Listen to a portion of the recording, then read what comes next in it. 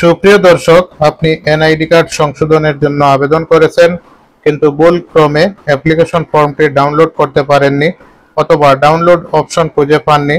তাদের জন্য এই ভিডিওটি খুবই গুরুত্বপূর্ণ। এরকম আরও ইম্পর্ট্যান্ট ভিডিও পেতে ফলো দিয়ে সাথে থাকুন এবং ভিডিওটি কন্টিনিউ করুন। প্রথমে আপনি গুগল ক্রোম ব্রাউজারটি ওপেন করে নেবেন। সার্চ অপশনে আপনি ক্লিক করবেন। এখানে লেখা আছে এনআইডি লিখে সার্চ দেওয়ার পর আপনি এখানে দেখতে পাবেন এরকম একটি পেজ চলে আসছে।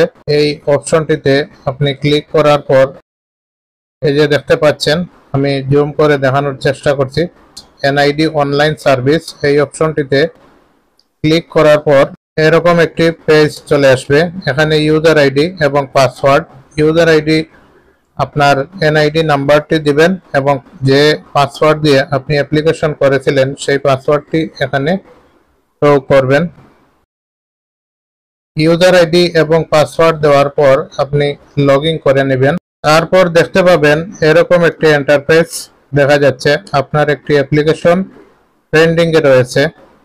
এখানে উপরে ডাউনলোড অপশন থাকার কথা ছিল, কিন্তু আপনার এই পেজে ডাউনলোড অপশনটি দেখা যাচ্ছে না। এখন আপনি কিভাবে ডাউনলোড করবেন দেখে নিন।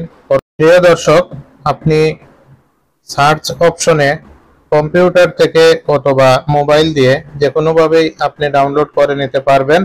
সার্চ অপশনে গিয়ে সার্চ বারে একটি স্পেস দিবেন। স্পেস দিলেই দেখতে পাবেন এখানে লেখা রয়েছে citizen space home slash profile. Slash দিয়ে আপনি ডাউনলোড দিয়ে স্পেস দিবেন। স্পেস দেওয়ার পর লিখতে হবে কারেকশন। কারেকশন লেখার পর কম্পিউটার হলে এন্টার প্রেস করবেন, অথবা মোবাইল দিয়ে যদি এই কাজটি করেন তাহলে ডান অপশনে ক্লিক করবেন। আপনারা দেখতে পাবেন এরকম একটি পিডিএফ ফাইল দেখা যাচ্ছে।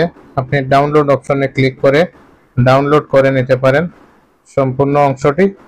এভাবে পিডিএফ আকারে ডাউনলোড হয়ে যাবে এবং আপনি প্রিন্ট করে নিতে পারেন। সম্পূর্ণ ভিডিওটি যদি ভালো লাগে অবশ্যই শেয়ার করে সাথে যুক্ত থাকবেন। ধন্যবাদ সবাইকে।